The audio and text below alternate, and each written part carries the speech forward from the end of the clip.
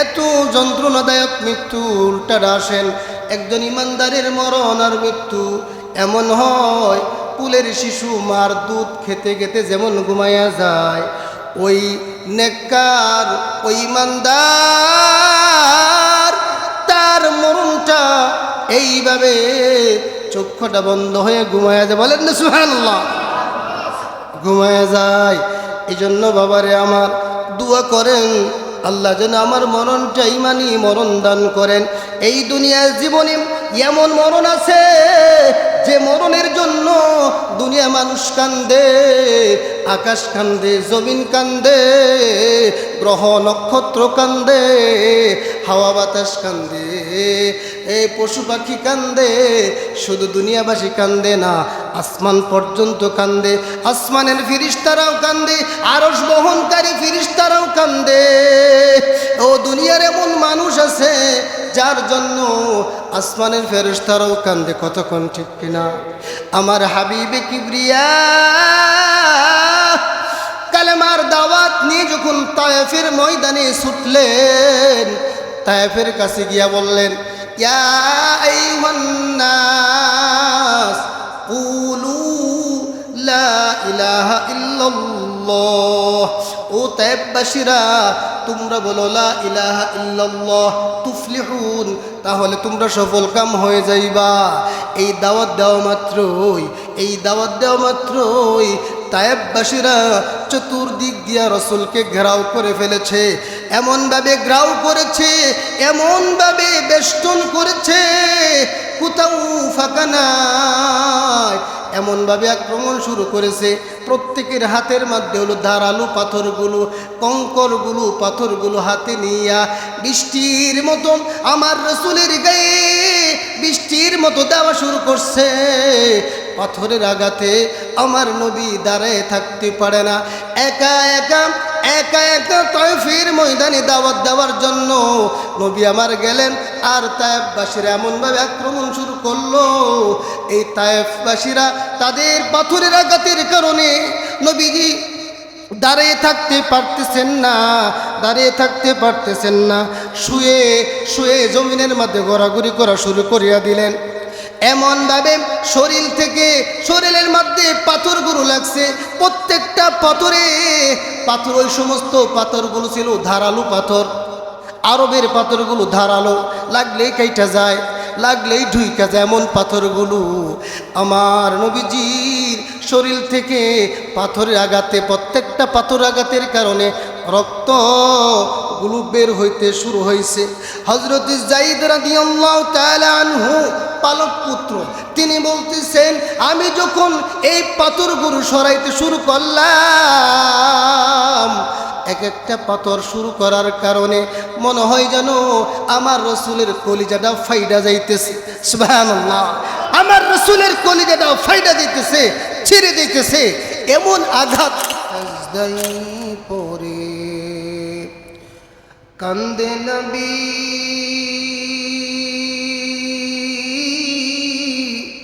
জারি জার,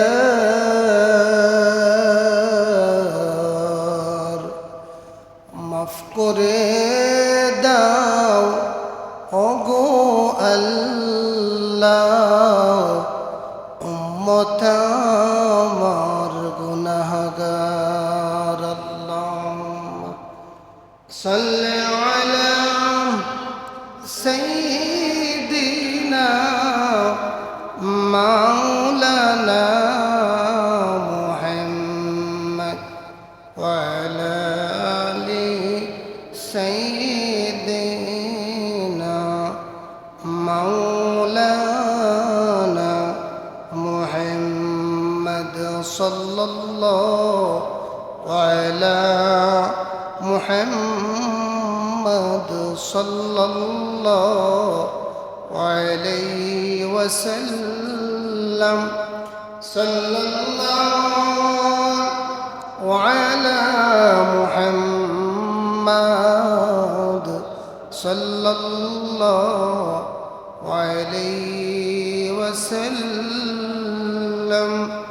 জিবরাইল ঢাকেন বারে দিবার খুলে দাও আসমানের দুয়ার এসেছেন নবীদের সরদার করিতে মাওলার দিদার সাল্লাল্লাহু আলা মুহাম্মদ সাল্লাল্লাহু আলাইহি ওয়াসাল্লাম সাল্লাল্লাহু আলা মুহাম্মদ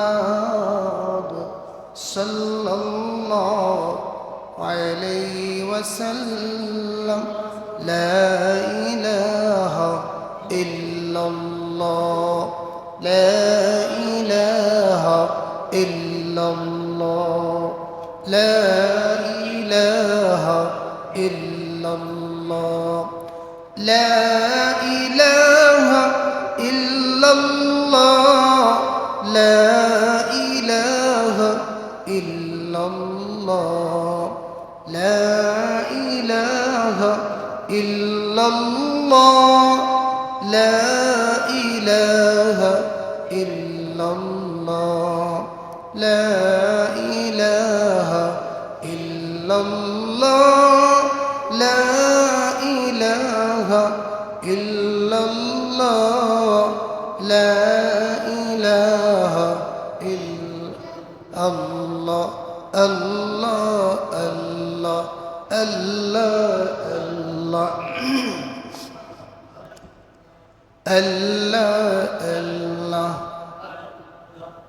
আল্লাহ আল্লাহ আল্লাহ আল্লাহ আল্লাহ আল্লাহ আল্লাহ আল্লাহ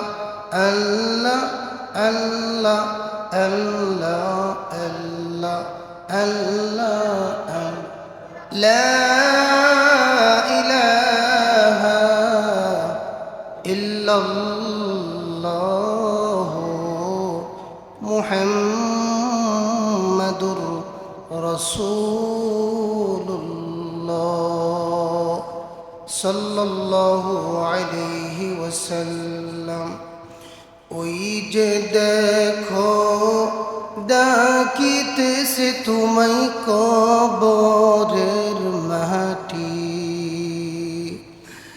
ওই যে দেখো ডাকিতেছে তোমায় কবরের মাটি গুনা দিন ফুরাইয়া যাবে যৌবনে লাগবে ভাটি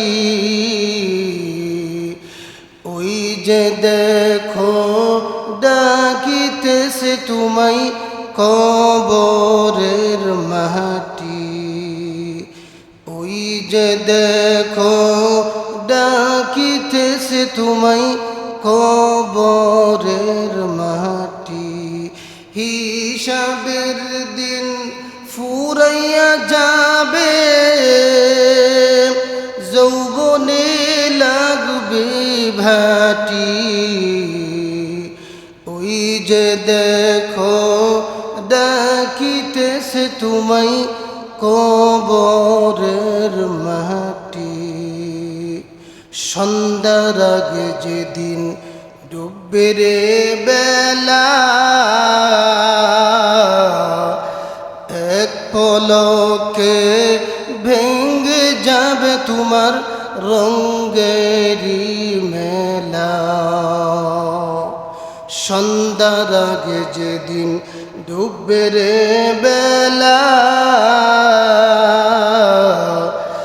এক পলকে ভেঙে যাবে তোমার রঙ্গেরি মেলা কার দিবা জুরে ধমক কার দিবা জুরে ধমক কার মাথায় মারবা লাঠি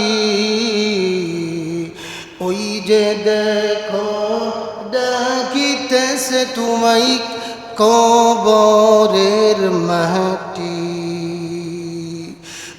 যে দেখো ডাকিতেছে তোমায় কবরের মাটি, ওই যে দেখো ডাকিতেছে তোমায় কবরের মাটি। হিসাবের দিন ফুরাইয়া যাবে,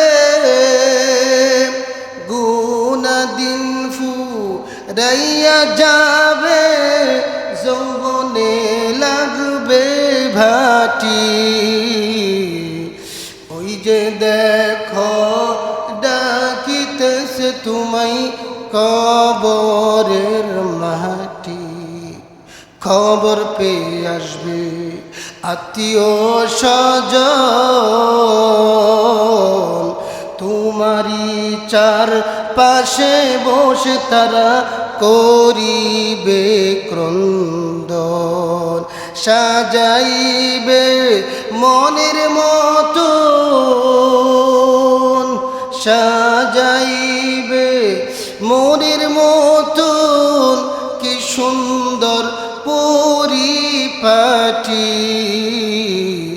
ওই যে দেখো ডাকিতেছে তোমায় কবরের মাটি। ঘুইরা মর তুমি এই দুনিয়ার পিছে, এত সাদের ভালোবাসা সকলি মিশে, কোন দিন যেন আইসা পরে,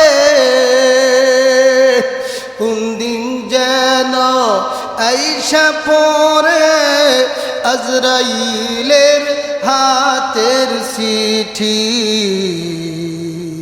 ওই যে দেখো ডাকিতেছে তোমায় কবরের মাটি, ঠিক কিনা? ওই যে দেখো ডাকিতেছে তোমায় কবরের মাটি। গুনা দিন ফুরাইয়া যাবে, গুনা দিন ফুরাইয়া যাবে, যৌবনে লাগবে ভাটি। ওই যে দেখো ডাকিতেছে তোমায় কবরের মাটি। আলহামদুলিল্লাহ, আল্লাহ পাকের কাছে লাখো কোটি শুকর ও সুজুদ। আল্লাহ রাব্বুল ইজ্জত আমাদেরকে পবিত্র জামে মসজিদে জুমার উদ্দেশ্যে সুস্থ শরীর আসার বসার আমাদের সকলকে তৌফিক দান করেছেন। এই জন্য আমরা সকলে অন্তরস্থল থেকে আবেগী কণ্ঠে কালেমাতুশ শুকর আদায় করি। সকলেই বলি আলহামদুলিল্লাহ। মুহতারাম হাজিরিন, পবিত্র কোরআনুল করিমের একখান আয়াত কারিমে আমি তেলাওয়াত করছি। নবীজির অসংখ্য হাদিস থেকে ছোট্ট একটা হাদিস আমি পাঠ করেছি ইনশাআল্লাহ আজিজ। মুহতারাম হাজিরিন, আমার সম্মানিত মুসল্লি ভাইয়েরা, আমরা সকলেই তো মরণশীল, আমরা সকলেই মরণশীল। দুনিয়ার সব কিছু ধ্বংসশীল, আমরা সবাই মরণশীল। কথা কোন ঠিক কিনা? এই দুনিয়ার মধ্যে যা কিছু দেখি বা না দেখি, একদিন সব কিছু ফানা হয়ে যাবে, একদিন সব কিছু ধ্বংস হয়ে যাবে, কিছুই থাকবে না। শুধুমাত্র কেবলমাত্র আমার আল্লাহ অবশিষ্ট থাকবেন, আর কিছুই থাকবে না। আমিও থাকবো না, আপনিও থাকবেন না। আসমান জমিন গ্রহ নক্ষত্র সূর্য তারকা যা দেখি সব কিছু একদিন সব শেষ হয়ে যাবে, কিছুই থাকবে না। ক্ষণস্থায়ী জিন্দিগির জন্য আমরা এই দুনিয়াতে এসেছি। এই জন্য আল্লাহ রাব্বুল ইজ্জত কোরআন কারীমের মধ্যে একটা আয়াত কারিমা আমি তেলাওয়াত করছি। তিনি বলেছেন, বিসমিল্লাহির রহমানির রহিম,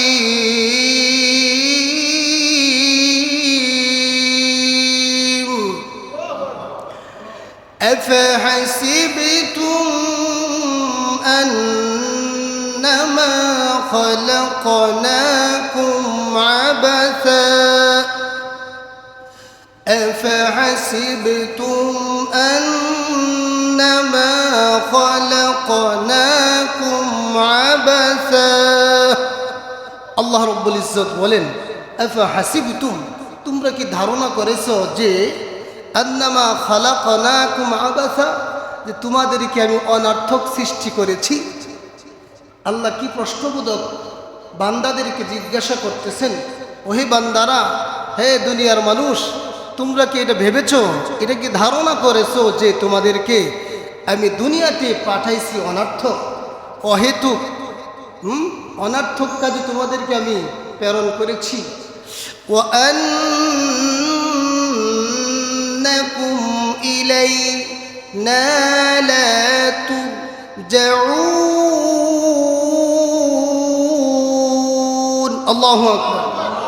আল্লাহ বলেন, আমার দিকে তোমাদের ফিরে আসতেই হবে, আমার দিকে তোমাদের ফিরে আসতে হবে। নবীর হাদিসের মধ্যে বলেন, আকসিরু যিকরা হাযিমিল লাযযাতিল মাউত, বেশি পরিমাণে তোমরা মরণকে স্মরণ করো, কারণ এই মৃত্যু একদিন তোমার দুনিয়ার সকল স্বাদকে কর্তন করে দিবে।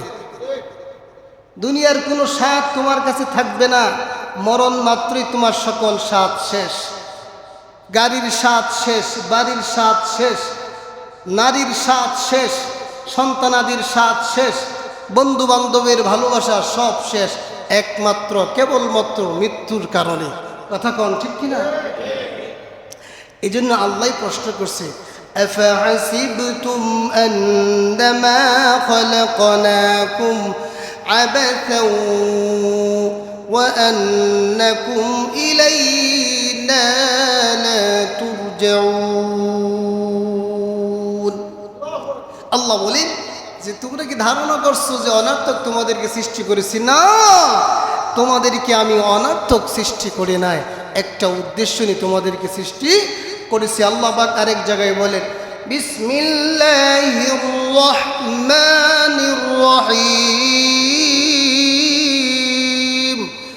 ওয়া মা খালাকাতুল জিন্না ওয়াল ইনসা ইল্লা লিয়াবুদুন।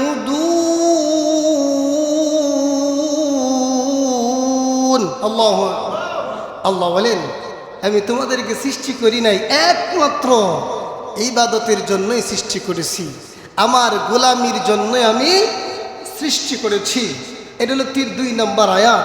3 নম্বর আয়াতের মধ্যে আল্লাহ বলেন, ইবাদত যদি করি ভালো ফল হবে আশা করা যায়, ইবাদত যদি না করি আমার পরিণাম ভালো হবে না। এটা কিভাবে বুঝবো? আরেক জায়গায় বলেন, বিসমিল্লাহির রহমানির রহিম,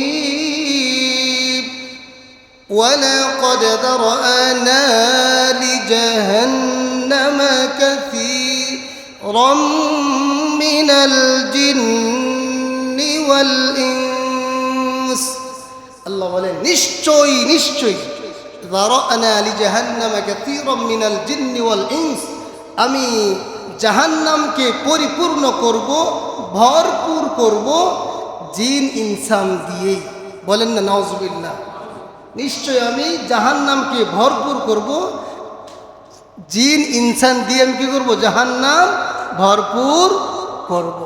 তাহলে বোঝা গেল, যদি ইবাদত করি তার জন্য সুফল আছে, যদি ইবাদত না করি তাহলে আমাদের পরিণাম কোথায়? জাহান্নাম। কতক্ষণ ঠিক কিনা? আল্লাহ পাক আরেক জায়গায় বলেন, ওয়া'বুদু রাব্বাকা হাত্তা ইয়াতিয়াকাল ইয়াকিন। আল্লাহ বলেন, তোমরা ইবাদত করো, ওয়া'বুদু রাব্বাকা, তোমাদের রবের ইবাদত করো, হাত্তা ইয়াতিয়াকাল ইয়াকিন, মৃত্যু আসার আগ পর্যন্ত। কতদিন পর্যন্ত? মৃত্যুর আসার আগ পর্যন্ত তোমরা কি চালায় যাও? ইবাদত চালায় যাও। তাহলে বোঝা গেল আমাদের আমলটা সময়ের মধ্যে সীমাবদ্ধ নয়, বরং যতদিন পর্যন্ত আমার এই দেহের ভিতরে হায়াতটা জারি আছে, দমটা চালু আছে, ততদিন পর্যন্ত আমার এই আমল চালু রাখতেই হবে। কতক্ষণ ঠিক কিনা? এমন নাই যে এই জুমা পড়লাম আর জুমা পড়ব না, এই সপ্তাহে নামাজ পড়লাম, এই সপ্তাহে এই ওয়াক্ত পড়লাম আর পড়ব না। বিষয়টা কি এরকম? হ্যাঁ, সিজনাল নামাজি, সিজনাল আমলি, সিজনাল শুধু আমল করলাম, আর বাকি সময় আমল করলাম না, বিষয়টা কিন্তু এরকম নয়। বরং আমার আমলটা কিয়ামত পর্যন্ত, আমার হায়াত বাকি থাকা পর্যন্ত আমার আমলটা চালু রাখতেই হবে। বলেন, আমলটা চালু। এবার আসেন, আমল করলে কি লাভ হবে, আমল না করলে কি ক্ষতি হয়? কি ক্ষতি হয়? আমল করলেও লাভ আছে, আমল না করলেও ক্ষতি আছে। আমল না করলেই ভাই আল্লাহ জাহান্নাম বানায় রাখছেন, কথা কোন ঠিক কিনা? দুজকের আগুন আছে না নাই? আল্লাহ রাব্বুল আলামিন বলেন, জাহান্নামের আগুন বড় কঠিন আগুন আমি বানায় রাখছি। দুনিয়ার আগুন এটা তো সহজ আগুন, দুনিয়ার আগুন তো এত তাপ নাই, বলতেই চলে দুনিয়ার আগুন ওই দুজকের আগুন সমান হবে না। দুনিয়ার আগুন ওই জাহান্নামের আগুনের সমান হবে না। দুনিয়ার আগুন পুড়ে গেলে প্রতিষেধক আছে, ভালো করা যায়, সুস্থ করা যায়। দুজকের আগুনের পুরাত দিলে ওই আগুনের তো কোনো ডাক্তার নাই, কোনো মেডিসিন নাই, কোনো কিছুই তো নাই। যে পুরাত দেয় আবার সেই ডাক্তার, যে ডাক্তার সেই তো পুরাত দেয়। ও আমার বাবাজি, জাহান্নামের আগুন বড় কঠিন, দুজকের আগুন বড় কঠিন। আরে ভাই, দুজকের আগুন আসার আগে আমার মৃত্যুটা বড় কঠিন, আমার মরণটা বড় কঠিন, মৃত্যুর যন্ত্রণা বড় কঠিন, মৃত্যুর যন্ত্রণা বড় কঠিন। মৃত্যুর সময় মানুষের চক্ষুটা উল্টাইয়া যায়, মানুষের জবানটা বাহির হইয়া যায়, বলে পানি দাও, পানি দাও, পানি দাও। সাত জমিনের পানি, ও সাগর নদীর পানি যদি তার মুখে দেওয়া হয় তবুও তার তৃষ্ণা মিটবে না গো, কোনো তৃষ্ণা মিটবে না, ও তৃষ্ণা মিটবে না। এত যন্ত্রণাদায়ক মৃত্যু, এত যন্ত্রণাদায়ক মৃত্যু। উল্টাটা আসেন, একজন ইমানদারের মরণ আর মৃত্যু এমন হয়, কুলের শিশু মার দুধ খেতে খেতে যেমন ঘুমাইয়া যায়, ওই নেককার, ওই ইমানদার তার মরণটা এইভাবে চক্ষুটা বন্ধ হয়ে ঘুমায়া যায়। বলেন না সুবহানাল্লাহ? ঘুমায়া যায়। এই জন্য বাবারে আমার দোয়া করেন, আল্লাহ যেন আমার মরণটা ইমানি মরণ দান করেন। এই দুনিয়ার জীবনে এমন মরণ আছে যে মরণের জন্য দুনিয়া মানুষ কান্দে, আকাশ কান্দে, জমিন কান্দে, গ্রহ নক্ষত্র কান্দে, হাওয়া বাতাস কান্দে, এই পশু পাখি কান্দে। শুধু দুনিয়াবাসী কান্দে না, আসমান পর্যন্ত কান্দে, আসমানের ফিরিস্তারাও কান্দে, আরশ বহনকারী ফিরিস্তারাও কান্দে। ও দুনিয়ার এমন মানুষ আছে যার জন্য আসমানের ফেরেশতারাও কান্দে, কতক্ষণ ঠিক কিনা? আমার হাবিবে কিবরিয়া কালেমার দাওয়াত নিয়ে যখন তায়েফের ময়দানে ছুটলেন, তায়েফের কাছে গিয়া বললেন, ইয়া আইয়ুহান নাস কুলু লা ইলাহা ইল্লাল্লাহ। ও তায়েফবাসীরা, তোমরা বলো লা ইলাহা ইল্লাল্লাহ তুফলিহুন, তাহলে তোমরা সফল কাম হয়ে যাইবা। এই দাওয়াত দেওয়া মাত্রই, এই দাওয়াত দেওয়া মাত্রই তায়েফবাসীরা চতুর্দিক দিয়া রসুলকে ঘেরাও করে ফেলেছে। এমনভাবে ঘেরাও করেছে, এমনভাবে বেষ্টন করেছে, কোথাও ফাঁকা নাই, এমনভাবে আক্রমণ শুরু করেছে। প্রত্যেকের হাতের মধ্যে হলো ধারালো পাথরগুলো, কঙ্করগুলো, পাথরগুলো হাতে নিয়া বৃষ্টির মতো আমার রসুলের গায়ে বৃষ্টির মতো দেওয়া শুরু করছে। পাথরের আঘাতে আমার নবী দাঁড়ায় থাকতে পারে না, একা একা একা একা তায়েফের ময়দানে দাওয়াত দেওয়ার জন্য নবী আমার গেলেন। আর তায়েফবাসীরা এমনভাবে আক্রমণ শুরু করলো, এই তায়েফবাসীরা তাদের পাথরের আঘাতের কারণে নবীজি দাঁড়িয়ে থাকতে পারতেছেন না, দাঁড়িয়ে থাকতে পারতেছেন না, শুয়ে শুয়ে জমিনের মধ্যে ঘোরাঘুরি করা শুরু করিয়া দিলেন। এমনভাবে শরীরের মধ্যে পাথরগুলো লাগছে, প্রত্যেকটা পাথরে পাথর, ওই সমস্ত পাথরগুলো ছিল ধারালো পাথর। আরবের পাথরগুলো ধারালো, লাগলেই কাইটা যায়, লাগলেই ঢুইকা যায় এমন পাথরগুলো। আমার নবীজির শরীর থেকে পাথরের আঘাতে, প্রত্যেকটা পাথর আঘাতের কারণে রক্তগুলো বের হইতে শুরু হয়েছে। হযরত যায়েদ রাদিয়াল্লাহু তাআলা আনহু পালক পুত্র, তিনি বলতেছেন, আমি যখন এই পাথরগুলো সরাইতে শুরু করলাম, এক একটা পাথর শুরু করার কারণে মনে হয় যেন আমার রসুলের কলিজাটা ফাইডা যাইতেছে। সুবহানাল্লাহ, আমার রসুলের কলিজাটা ফাইডা যাইতেছে, ছিঁড়ে যাইতেছে। এমন আঘাত দিয়েছে ওই মুহূর্তে নবী আল্লাহর কাছে দোয়া করতেছেন, আল্লাহ আমাকে কোন গোত্রের কাছে তুমি পাঠাইলা, আল্লাহ তুমি কোন গোত্রের কাছে তুমি পাঠাইলা।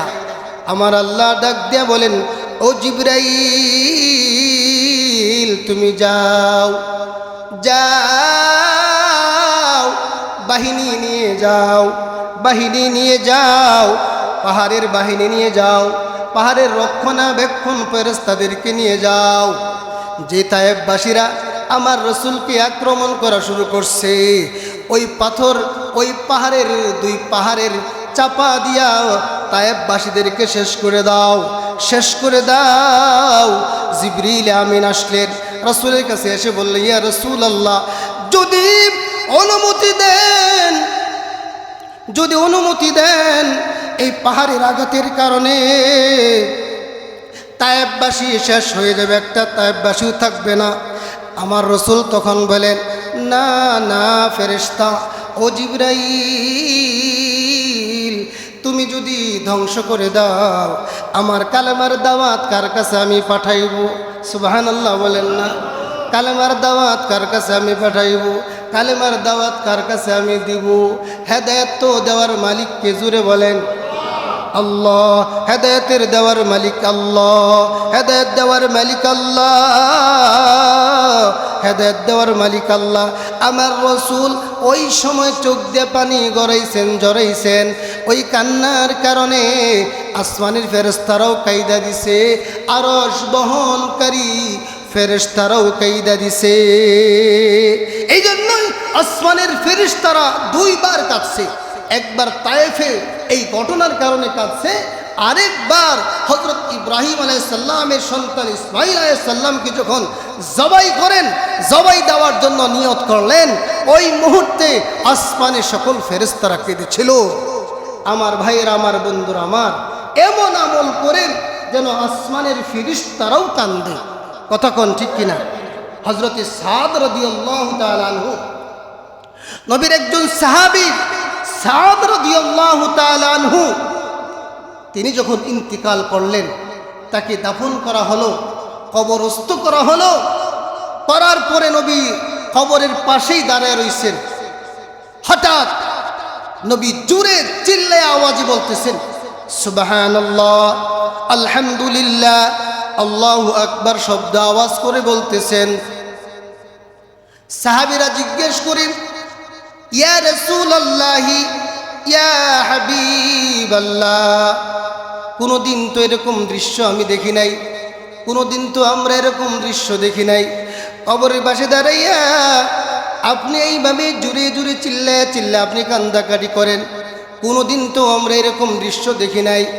আমার নবী, হাবিবে কিবরিয়া নবী,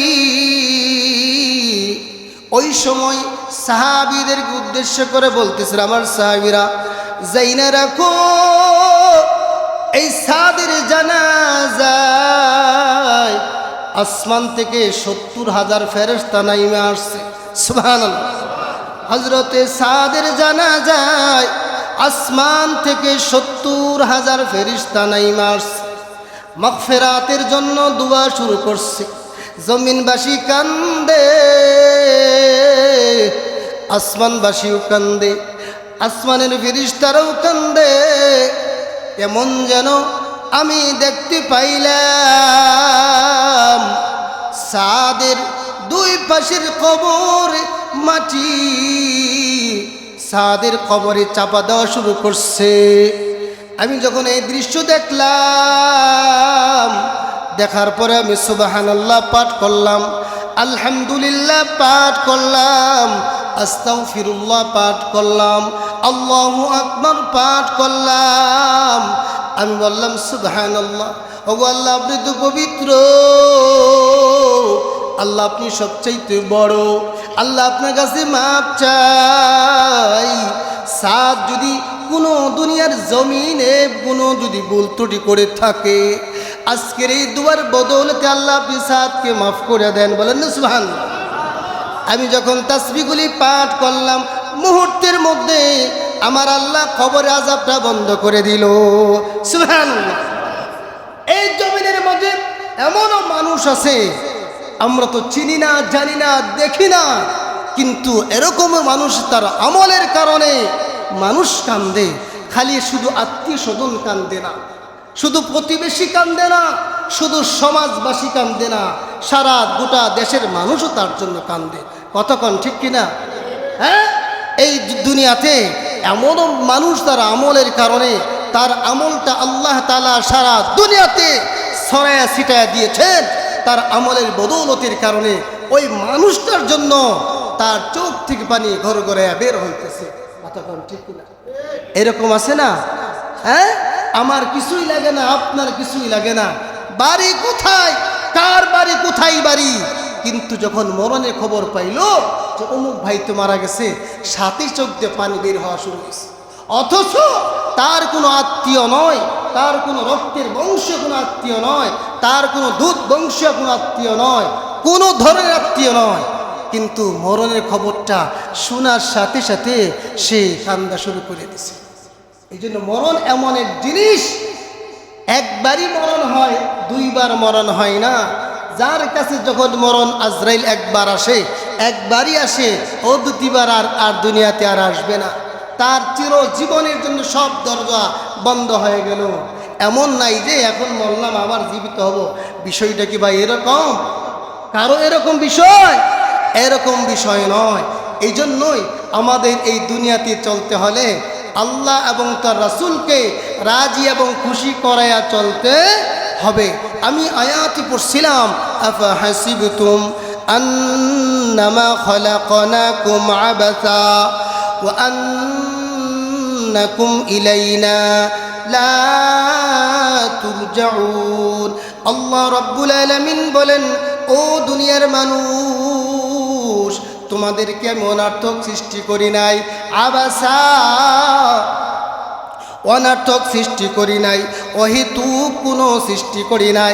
একটা উদ্দেশ্যের জন্য তোমাদেরকে আমি সৃষ্টি করেছি। এই উদ্দেশ্যটাই হলো একমাত্র আমি আল্লাহর গোলামি, ঠিক কিনা?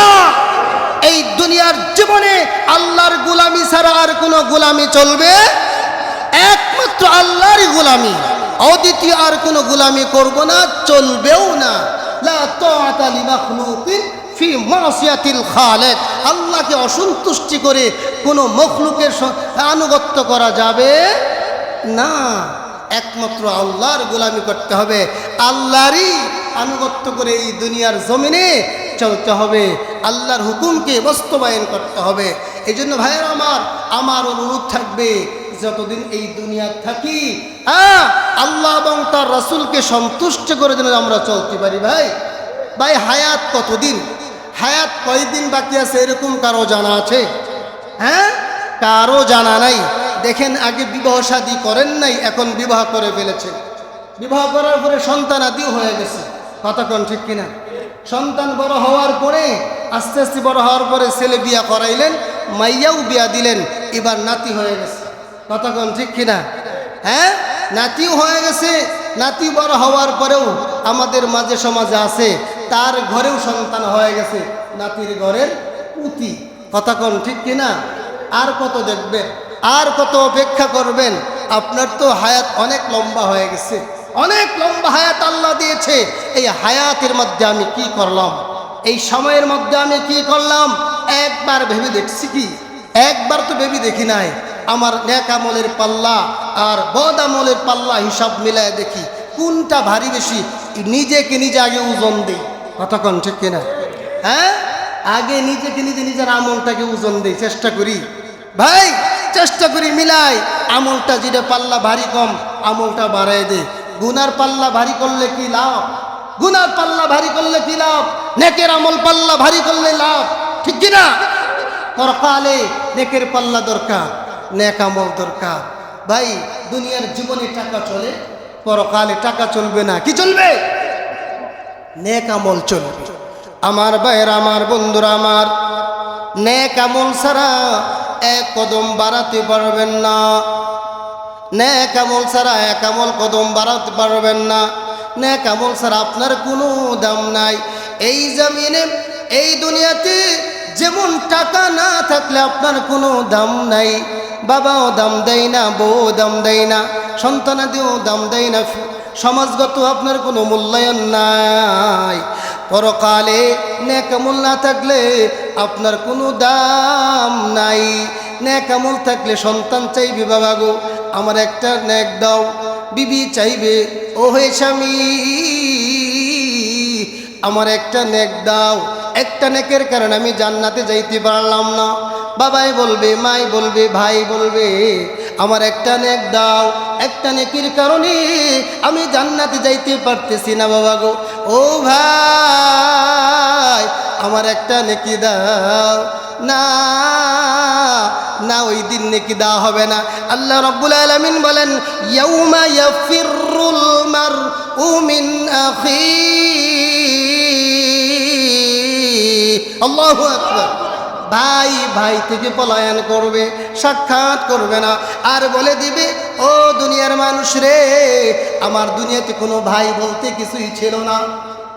ভাইয়ের জন্য আজকে আমরা দুনিয়া শেষ করে দিলাম, ভাইয়ের জন্য, মার জন্য, বাবার জন্য, ঠিক কিনা? ফ্যামিলির জন্য সব কিছু শেষ করে দিলাম, মাথার গাম পায়ে ফেললাম, নিজের যৌবন শেষ করলাম, হায়াত শেষ করলাম। আল্লাহ বলেন, ইয়াউমা ইয়াফিরুল মারউ মিন আখিহি। ওই দিন ভাই ভাই থেকে পলায়ন করবে। উম্মিহি ওয়া আবি, মা থেকে ভাই পলায়ন করবে, ভাই ভাই থেকে পলায়ন করবে, সাক্ষাৎ দিবে না। বলবে, মা বলবে, দুনিয়ার জীবনে আমার কোনো বিয়া শাদী হয় নাই, সন্তান হয় নাই। দেখছেন অস্বীকার করে কয়, অস্বীকার করে কয় দুনিয়ার জীবনে আমার কোনো বিবাহ শাদী হয় নাই। বাবাও বলবে, আমার তো কোনো সন্তানাদিও হয় নাই। এই জন্য অনুরোধ থাকবে, নেকামল আমার, নেকামল আমারই করতে হবে। আমার খাইতে আমার খাইতে হয়, আমার খাইতে আমার ফ্যামিলি চালাইতে হয়। আখিরাতেও আমারটা আমারই হিসাব দিতে হবে। আমার কবরের ভিতরে আমারই যাইতে হবে, আমারই শুইতে হবে, অন্য কেউ শুইবে না। কথা বলেন ঠিক কিনা?